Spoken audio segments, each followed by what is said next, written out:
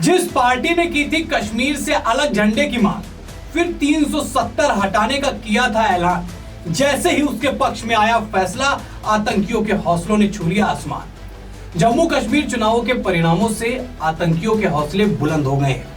24 घंटे में ही 2 सेना के जवानों का अपहरण का मामला जम्मू कश्मीर से सामने आया है। नमस्कार, मैं हूं वैभव दीक्षित। जम्मू कश्मीर के चुनाव के परिणाम को आए हुए अभी 24 घंटे भी नहीं हुए और आतंकियों के हौसले बेहद बुलंद हो गए हैं। कश्मीर चुनाव रिजल्ट के बीच एक ये बहुत बड़ी खबर सामने आई है जम्मू कश्मीर से, जहां अंतनाग के वन क्षेत्र में तैनात 2 सैनिकों का आतंकवादियों ने अपहरण कर लिया। जवान जो है, दोनों जवान अंतनाग के वन क्षेत्र में तैनात थे और वहां 2 सैनिकों का अपहरण हुआ। उनमें से एक तो खैर भागने में सफल रहा और सेना की ओर से कहा गया है कि इलाके में जो है सुरक्षा बल और तलाशी अभियान चला रहे हैं। जो जवान भागने में कामयाब रहा है उसको सुरक्षित भी रखा गया और उससे पूछताछ की जा रही है कि कैसे क्या मामला हुआ था। और जो दूसरे जवान को बचाने के लिए सेना जो है वो सर्च अभियान चला रही है।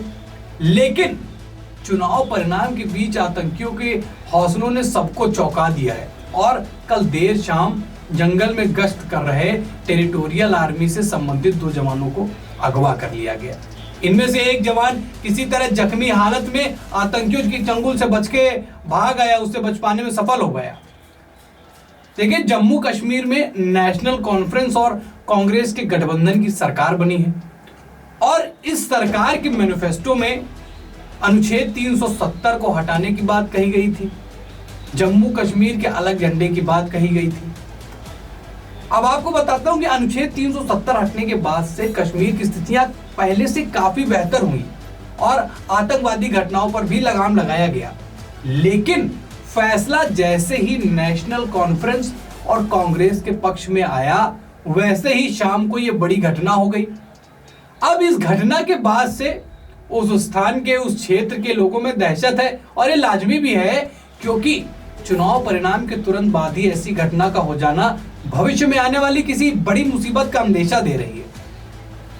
जम्मू कश्मीर चुनाव के परिणामों की अगर हम बात करें तो नेशनल कॉन्फ्रेंस को 42 सीटें, कांग्रेस को 6 सीटें मिली, बीजेपी को 29 सीटें मिली, पीडीपी को 3 सीटें मिली और Jammu Kashmir people conference, CPI और आम आदमी पार्टी ने 1-1 सीटें जीती और निर्दलीय 7 सीटों पर कैंडिडेट जीत पाने में अपनी कामयाबी उनको मिली।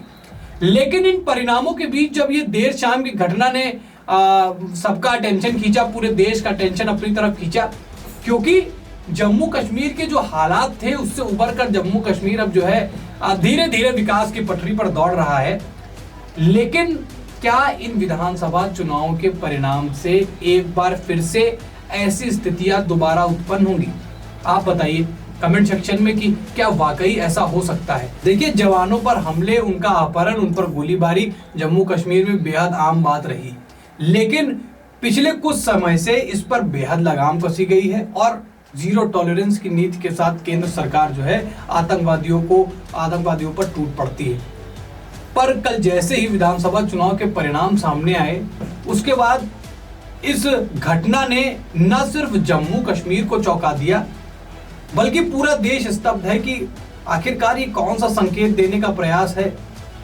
क्या इसके पीछे भविष्य में आने वाली किसी बड़ी घटना का अंदेशा है या फिर कोई वो संदेश देना चाहते हैं?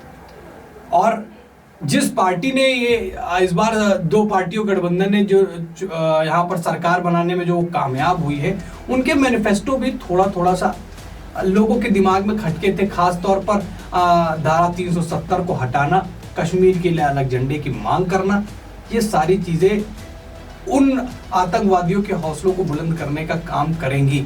आप बताइए, आप मेरी बातों से कितना सहमत हैं? अपनी राय कमेंट सेक्शन में जरूर बताएं। वीडियो अच्छी लगी तो वीडियो को लाइक और शेयर करें। चैनल पर नए हैं तो चैनल को सब्सक्राइब करें। फिर मुलाकात होगी एक नए वीडियो के साथ, तब तक के लिए धन्यवाद।